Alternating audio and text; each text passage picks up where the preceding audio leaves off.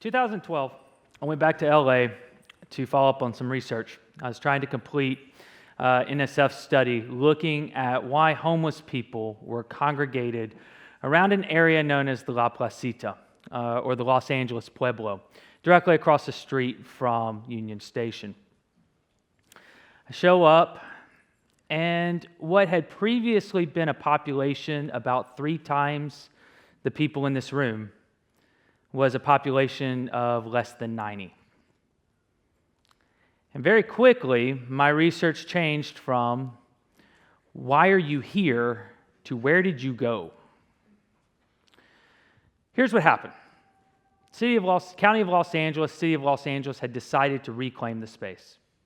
They had decided to create a cultural museum, and they had decided to make the space safer for tourists. Now, this is something my wife probably could relate to well. At a certain point, she told me to stop telling her stories about hanging out with homeless people in the plaza after being chased off by a knife-wielding homeless person. But nevertheless, the question is, why do people belong in certain places? Why are people there? So one of the questions I want to ask, as we think about development, as we think about how we use our space, as we use our land, why are the people there that no longer belong? And how do we account for that? How do we account for them in that space? I want to ask you to do one simple thing by the end of this talk. I want to ask you to think about the role of human impact statements, the ways that humans are impacted by the space that they are in. Where do you go to the grocery store? Who are your neighbors? Who watches your children? And how do we translate those things into actual occupancy of space? Now, there are a couple of things that stand in the way of how we do that. 2 major problems that I will call us overestimating the public good that we accomplish in land use, and also underestimating the harms that come from land use. Let me talk about the overestimation first.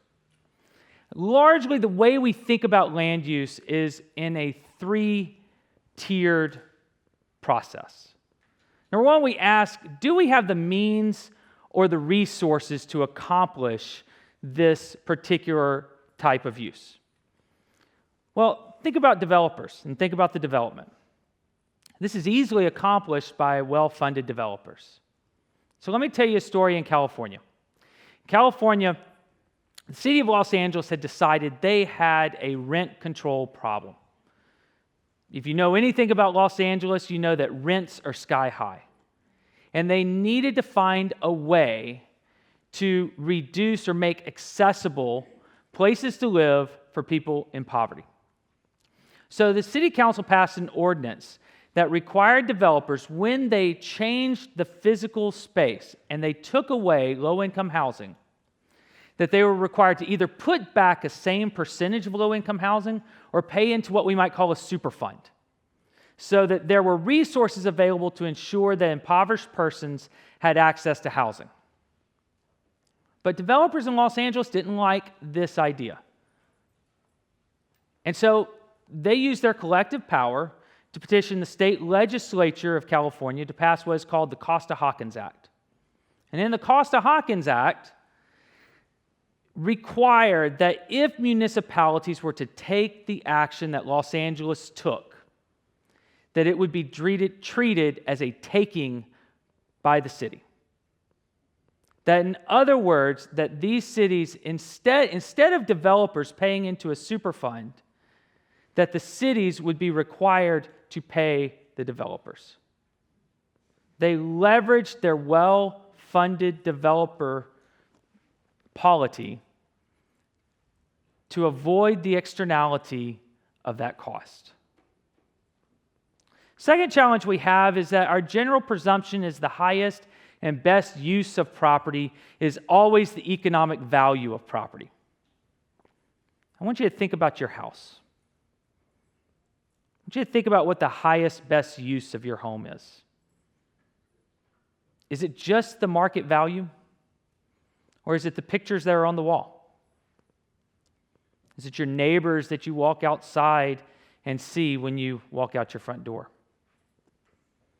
The highest and best use as an economic tool has governed many of our land use decisions and forces us to make decisions or encourages us to make decisions that eliminates the way we think about people who are actually in poverty and in the least best position to avoid those consequences. So, for example, if we look at our public housing scenario right now, since 1987, we have torn down or repurposed in other directions 22,000 public housing developments. Now, that's not 22,000 units. Units are where families live. That's 22,000 developments. And within a development, you can have as many as 30 to 300 families living in a development. So since 1987, we have repurposed 22,000.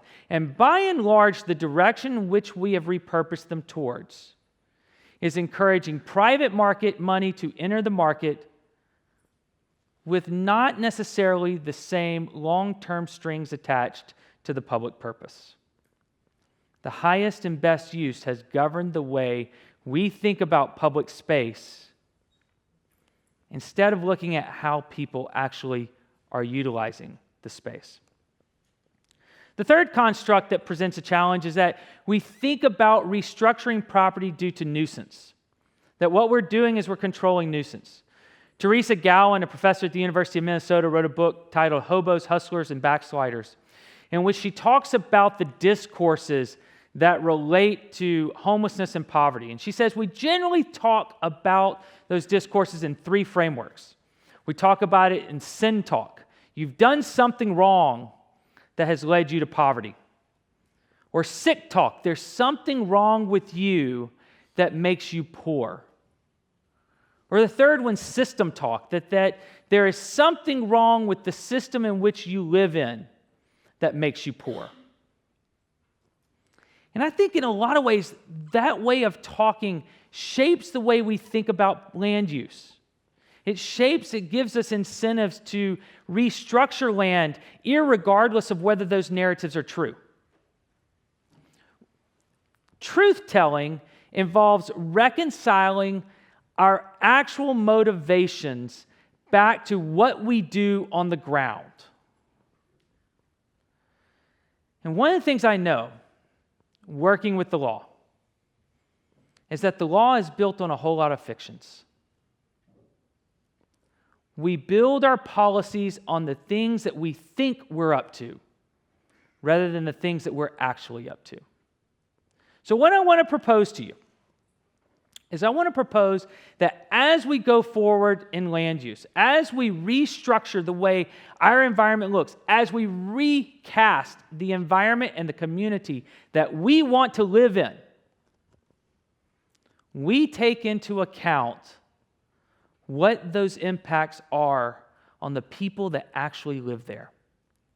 Let's think about Hitch Village for a moment. Hitch Village, a couple of blocks away, currently is about to undergo a major change. Families will be removed from that property and move elsewhere. Are they going to have to take 2 buses or 3 buses to get to their jobs? Will they have grocery stores that are within a walking distance? Or will they have to do transfers to carry basic milk and bread home? Their kids, are their kids going to go to the same schools? Will they have the same teachers? And will those teachers appreciate the individual educational plans that have been developed for their children when they move into these new locations?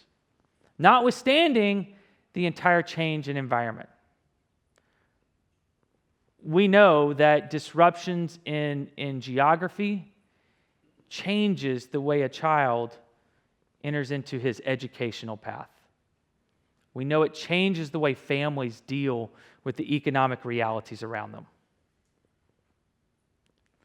And here's the good news.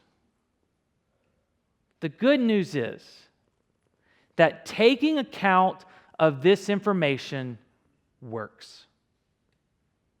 In the 1970s, Congress passed the National Environmental Protection Act. The National Environmental Protection Act had one job,